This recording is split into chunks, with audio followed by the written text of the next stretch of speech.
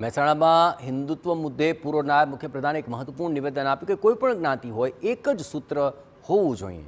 આપણા બધાનું એક જ સૂત્ર ભારત માતા કી જય અને જય શ્રી રામ। 500 વર્ષ જૂનો કલંકિત ઇતિહાસ બદલાઈ રહ્યો છે। આપણે એક છીએ, હિન્દુ છીએ, એ રીતે આગળ વધીએ। સૌનો સાથ, સૌનો વિકાસ સાથે આપણે આગળ વધીએ। કડીમાં વાલ્મીકી સમાજના સમૂહ લગ્નમાં તેમણે આ નિવેદન આપ્યું। આ બધું આપણે હિન્દુ છીએ। હું વારંવાર કહું છું, દરેક જગ્યાએ કહું છું કે જ્ઞાતિ જાતિ, કોઈ પટેલ હોય, કોઈ બ્રાહ્મણ હોય, કોઈ રાજપૂત હોય, કોઈ ક્ષત્રિય હોય, કોઈ ઠાકોર હોય, કોઈ રબારી હોય, કોઈ પરમાર હોય, સોલંકી હોય, વાલ્મીકી હોય, ગમે તે હોય, પણ છેવટે જેમ હું આવ્યા ભાઈ આપણે ત્યાં જય બોલાવતા હતા, જય શ્રી રામ। આપણું બધાનું સૂત્ર એક જ છે, ભારત માતા કી જય અને જય શ્રી રામ।